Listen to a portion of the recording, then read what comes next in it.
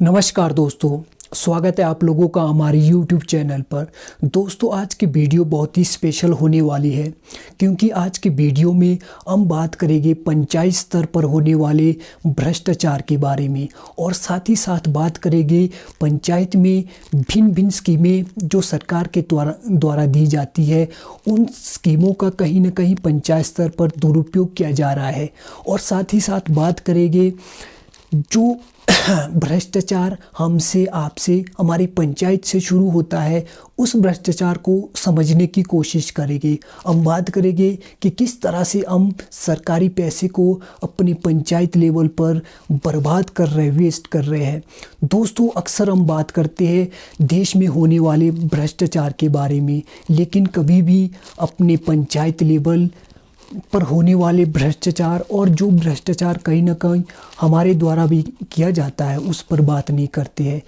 दोस्तों, एक बात हमेशा याद रखना, जो भ्रष्टाचार है वो कहीं ना कहीं हमसे आपसे और हमारी पंचायत से शुरू होता है। कभी भी भ्रष्टाचार केंद्र में बैठे नेताओं से शुरू नहीं होता है। कहीं ना कहीं इसकी जिम्मेवारी हमारी भी है। कहीं ना कहीं हम भी अपने पंचायत स्तर पर भ्रष्टाचार करते हैं क्योंकि जो हमारी पंचायतों का विकास नहीं हो रहा है, बहुत सालों से विकास ज़ीरो है, विकास हो ही नहीं रहा है। तो कहीं ना कहीं सोचने की ज़रूरत है, समझने की ज़रूरत है कि ये विकास क्यों नहीं हो रहा है। जो सरकार द्वारा स्कीमें हमारे लिए दी जाती है, कहीं ना कहीं उन स्कीमों को सही तरह से यूज़ नहीं किया जा रहा, उन स्कीमों का हम फ़ायदा क्यों नहीं उठा पा रहे, इस बात पर चर्चा करने की ज़रूरत है। आज की वीडियो में हम जानने की कोशिश करेंगे कि किस तरह से हमारे द्वारा जो स्कीमें हैं उनका मिसयूज़ किया जा रहा है और पैसा जो सरकार हमारे लिए देती है वो टोटली वेस्ट किया जा रहा है। तो दोस्तों, इस वीडियो को पूरा देखें और अंत में अपने सुझाव ज़रूर दें। दोस्तों, अब मैं आप लोगों को समझाने की कोशिश करूंगा कि किस तरह से हम अपनी पंचायत में आने वाली स्कीमों और सरकारी पैसे को बर्बाद करते हैं, उसका दुरुपयोग करते हैं। दोस्तों, सरकार के द्वारा हमारे लिए, गरीब किसानों के लिए भिन्न भिन्न स्कीमें दी जाती है पंचायत में। तो ये स्कीमें सरकार द्वारा इसलिए दी जाती है ताकि हम इन स्कीमों का फ़ायदा उठाकर अपना विकास करें, अपने गांव का विकास करें, अपनी पंचायत का विकास करें। लेकिन क्या हम इन स्कीमों का फ़ायदा उठाते हैं? जो भी सरकार द्वारा स्कीमें दी जाती है, क्या ज़मीनी स्तर पर हम इनका लाभ उठा रहे हैं? तो इस पर बात करने की ज़रूरत है दोस्तों। तो सरकार द्वारा विभिन्न स्कीमें जो है पंचायत में दी जाती है, जिनका मैं एक एक करके थोड़ा समझाने की कोशिश करूंगा। दोस्तों, जो पहली योजना है वो है वाटर टैंक योजना। दोस्तों, सरकार की तरफ से किसानों के लिए यह स्कीम है कि आप लोग अपने खेत में वाटर टैंक बनाएं और जो वर्षा का जल होता है उसे एकत्रित करके टैंक में जमा करें और जो नदियों नालों का जो पानी है उसको भी आप उसमें जमा कर सकते हैं। तो इससे आप आने वाले समय में यदि सूखा पड़ता है तो अपने खेतों में इसकी सिंचाई कर सकते हैं, बागवानी में इसका यूज़ कर सकते हैं, अपने पौधों को यह पानी दे सकते हैं। लेकिन हम क्या करते हैं, सरकार ने हमारे फ़ायदे के लिए यह स्कीम बनाई है, लेकिन हम अपने पाँव पर खुद कुल्हाड़ी मारते हैं। हम सोचते नहीं है कि इस स्कीम अगर सरकार ने बनाई है तो हमारे लिए कुछ इसका फ़ायदा हो सकता है। लेकिन हम क्या करते हैं, हम करते हैं कि यार कुछ पैसा, चलो सरकार का कुछ पैसा मिल जाए, इतना ही काफ़ी है। हम यह करते हैं कि अपनी खेत में थोड़ा गड्ढा खोदते हैं और उसके चारों साइड दीवारें लगा के उसमें सीमेंट का लेप लगाते हैं। और मज़े की बात तो ये है कि जो हमारे जेई होते हैं वो भी इसका निरीक्षण करने नहीं आते। क्यों? क्योंकि हमारे जो वाटर टैंक बन रहा है इसमें हम ही जब घोटाला कर रहे हैं, हम इस मंशा से बना रहे हैं कि चलो 4-5 दिन में वाटर टैंक बन जाएगा, जो सरकार का जितना भी पैसा है वो हाथ में आ जाए, वही काफ़ी है। तो ये भी निरीक्षण करने क्यों आएगा? अगर आपने गड़बड़ी पहले की है, वाटर टैंक आपने एक पैसे खाने के लिए बनाया है, अपने इस्तेमाल के लिए नहीं बनाया है। आपने वाटर टैंक इसलिए बनाया है ताकि कुछ पैसा जो सरकारी स्कीम में आ रहा है वो मुझे मिल जाए। तो इसमें आप तो जेई को एक मौका दे रहे हैं।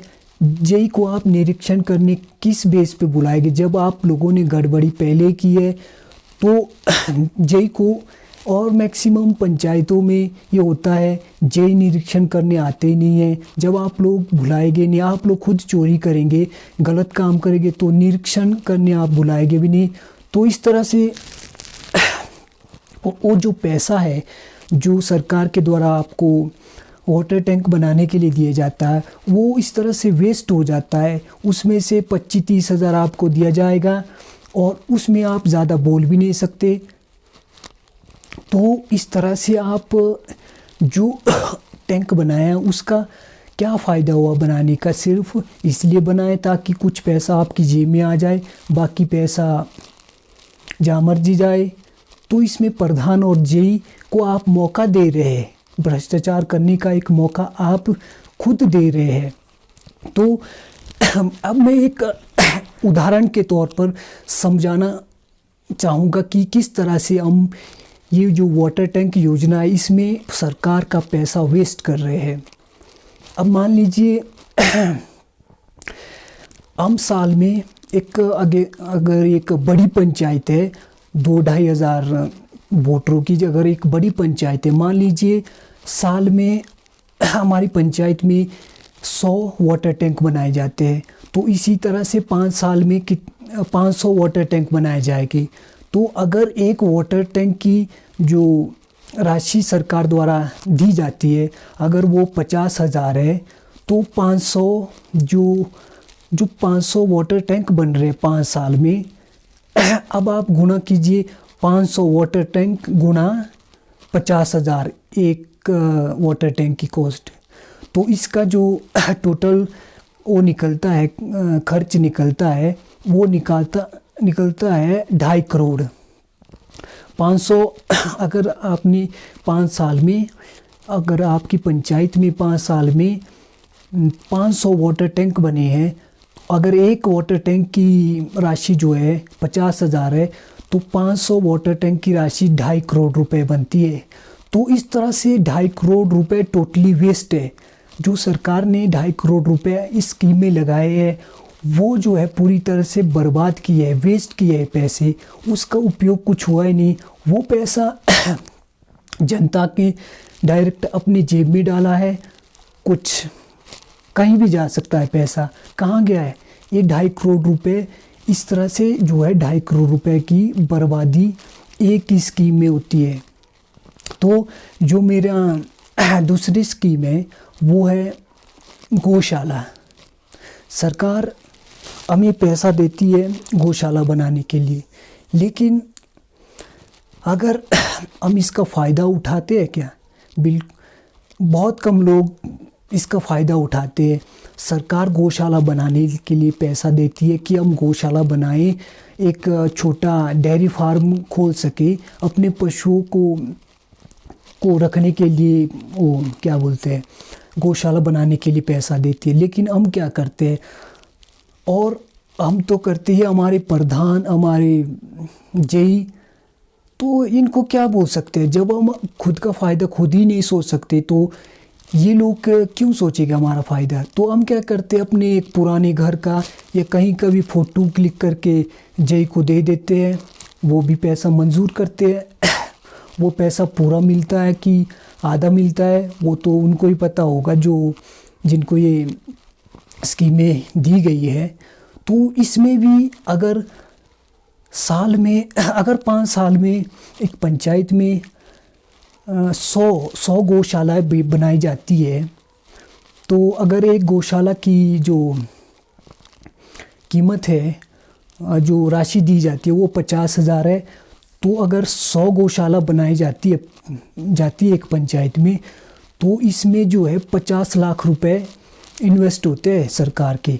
तो वो इन्वेस्ट सही था अगर आप गौशाला ढंग से बनाते, पशु पालते, एक अपना छोटा डेयरी फार्म खोलते या दूध उत्पादन करते, खाद बनाते, लेकिन हम इसका फ़ायदा नहीं उठा पा रहे। जो गौशाला बननी थी वो तो हम बना ही नहीं रहे। मैक्सिमम पुराने घर को दिखाते हैं कि ये मेरी गौशाला है, पैसा ले लेते। अगली स्कीम है भूमि सुधार। तो भूमि सुधार जो है सरकार की तरफ से लोगों को पैसा इसलिए दिया जाता है कि वो अपनी बंजर या कोई उबड़ खबड़ भूमि है, वो उस भूमि को काम करने योग्य, बिजाई करने योग्य, अपनी प्लांट लगाने योग्य बनाए। उस भूमि को सुधारने के लिए एक राशि दी जाती है। क्या हम अपनी भूमि का सुधार करते हैं? भूमि का सुधार तो छोड़िए, हम क्या करते हैं मैक्सिमम वही बात आ जाती है। सरकार की जो स्कीम है उसका पैसा खाने के लिए बस अपनी कहीं खेत की पुरानी दीवारों के फ़ोटो लेकर वीडियो बनाकर जेई को भेज देते हैं और जेई बिना निरीक्षण किए उसे पास कर देता है और उस स्कीम का पैसा हम जेब में डालते हैं। तो कहाँ भूमि का सुधार कर रहे हैं? अगर हम भूमि का सुधार करते तो वही भूमि जो है हमें सोना उगल के देती। अगर भूमि का सुधार करते तो अगर भूमि सुधार में आपको 50,000 मिल रहे तो 50,000 तो आप एक ही फसल में ले सकते हैं। अगर भूमि को ढंग से उसका सुधार करें, उसके लिए सिंचाई की व्यवस्था करें, अच्छी खादों का निर्माण करें, अच्छे बीज बोए, तो हम इसका भी कहाँ फ़ायदा उठा रहे हैं। तो इस तरह से बहुत सी पंचायत में बहुत सी स्कीमें हैं। जैसे आपका नरेगा हो गया। नरेगा में गांव के लोगों को सरकार रोज़गार देती है, उसमें लोग काम करते हैं। किस तरह का उसमें हम काम करते हैं तो सब लोग जानते हैं कि कहीं ना कहीं हम अपने पंचायत लेवल पर भ्रष्टाचार करते हैं। सरकार की तरफ से जो हमारे विकास के लिए योजनाएं बनाई जाती है, कहीं ना कहीं उन योजनाओं का हम एक मजाक बनाते हैं।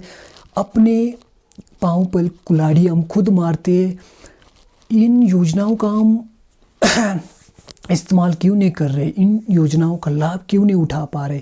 क्योंकि हमारे अंदर जागरूकता की कमी है, कहीं ना कहीं नॉलेज की कमी है, एक सोच की कमी है, सही सोच। आपका प्रधान आपके लिए कुछ नहीं कर सकता जब तक आप खुद जागरूक नहीं होगे।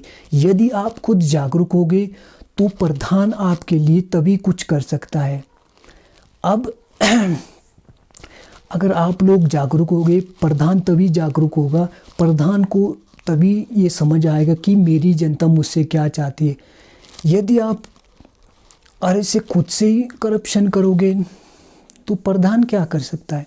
प्रधान का तो मौका मिलता है, प्रधान को तो फिर एक मौका मिल जाता है कि मेरी जो पब्लिक है हमारी वो इस तरह की है, तो उसे तो फिर मौका मिल जाता है करप्शन करने का। दोस्तों, अंत में मैं इतना ही कहना चाहूँगा कि जो भ्रष्टाचार है वो एक दीमक की तरह हमारे समाज और हमारे देश को खोखला कर रहा है। भ्रष्टाचार को समाप्त करना बहुत ही मुश्किल भी है और बहुत ही आसान भी हो सकता है। मुश्किल इसलिए है क्योंकि भ्रष्टाचार कहीं ना कहीं हमारे जो स्वार्थ है, हमारे लालच से जुड़ा हुआ है। जो हमारी इच्छाएं हैं, जो हमारा लालच है, वो हमें भ्रष्टाचार करने पे मजबूर करता है। तो यदि हम अपनी इच्छाएं और जो स्वार्थ है उसको थोड़ा कम करें, उसको ख़त्म करें, तो कहीं ना कहीं भ्रष्टाचार तब हम रोक सकते हैं। क्योंकि हम भ्रष्टाचार पर बात कर सकते हैं, किसी को समझा सकते हैं, लेकिन किसी के दिमाग में नहीं घुस सकते कि आप भ्रष्टाचार ना करें। तो इसलिए भ्रष्टाचार को ख़त्म करना बहुत मुश्किल है, क्योंकि जो लोगों का लालच है, स्वार्थ है, वो ख़त्म होना बहुत मुश्किल है।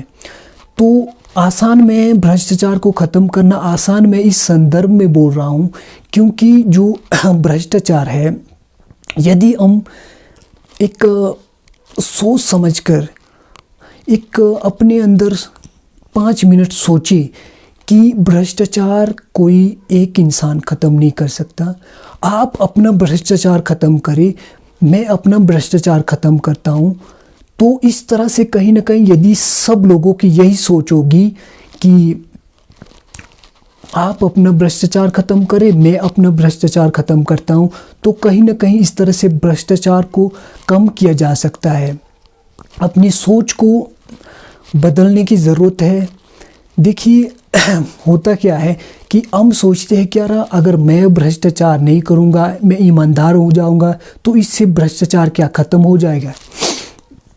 तो दोस्तों कहीं ना कहीं एक अपने अंदर एक सोच लाने की ज़रूरत है, एक समझने की ज़रूरत है, क्योंकि सोच सबकी एक समान होती है।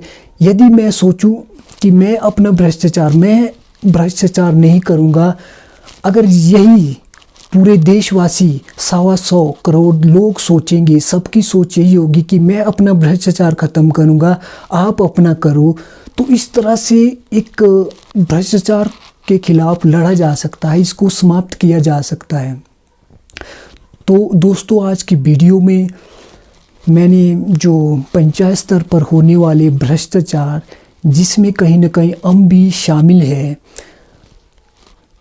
तो उस पे सोचने समझने की ज़रूरत है कि हम अपने स्तर पर, यदि हम देश को बदलना चाहते हैं तो कहीं ना कहीं खुद को बदलना ज़रूरी है।